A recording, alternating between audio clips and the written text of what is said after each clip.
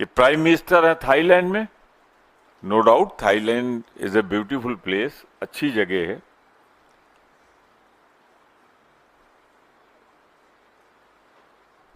मैं और कुछ नहीं कह रहा हूं, अच्छी जगह, अच्छे लोग हैं। तो प्राइम मिनिस्टर तो वहां है और होम मिनिस्टर शायद छत्तीसगढ़ जा रहे हैं या कहीं जा रहे हैं। तो कल 4:15 बजे तक आपको जगाया गया, हम लोगों को जगाया गया।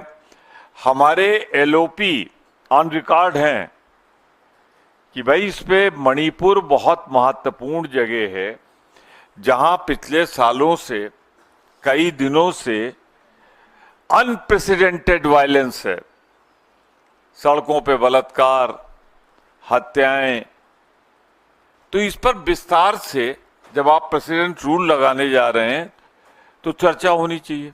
और मैं आपके लिए एक फैक्ट दे दूं कि हमारे यहां 3 घंटे इस पर चर्चा अलॉटेड थी, 3 आवर्स मणिपुर पे, प्रेसिडेंट रूल पे। और मालूम है कितनी जल्दी खत्म किया उसको? 50 मिनट में।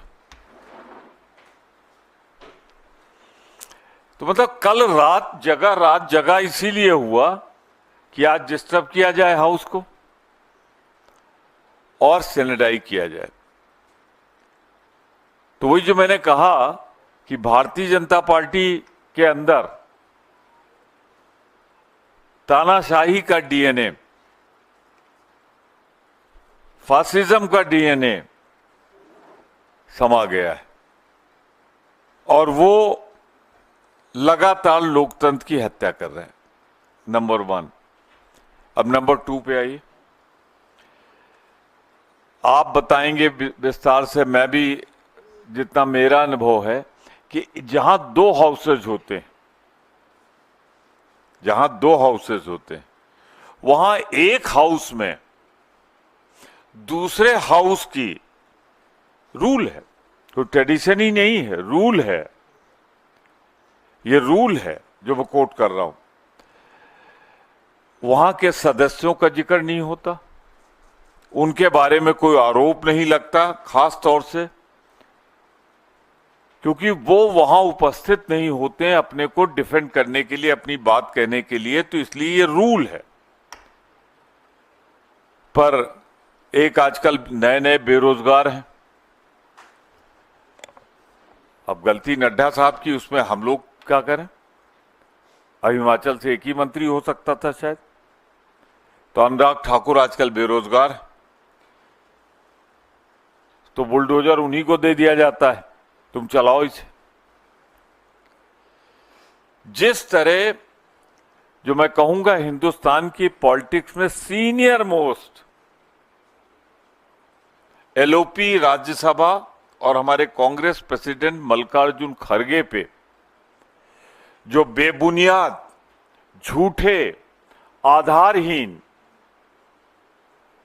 आरोप लोकसभा में आप लगा रहे हैं। अरे आपका काउंटर पार्ट राज्यसभा में है, आपका वहां पे जो प्रेसिडेंट है बीजेपी की, वो वहां नेता हैं, आपके सदस्य हैं, वो ये आरोप लगाते तो खड़गे साहब उसका जवाब दे देते, हम लोग जवाब दे देते, फिर खड़गे साहब भी।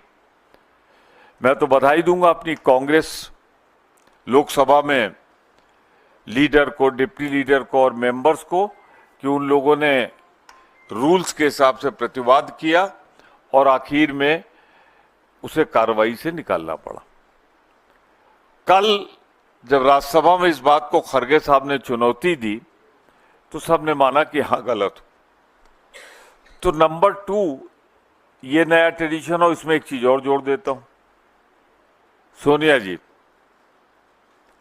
के लिए भी आज लोकसभा में डायरेक्टली तो नहीं, उन्होंने अपनी पार्लियामेंट्री पार्टी की मीटिंग में क्या कहा गया इसका जिक्र हुआ। तो क्या मतलब बिल्कुल भाजपा डेमोक्रेसी में यकीन ही नहीं करती। मानो ट्रेडिशन ना फॉलो करो पर रूल्स तो फॉलो करो।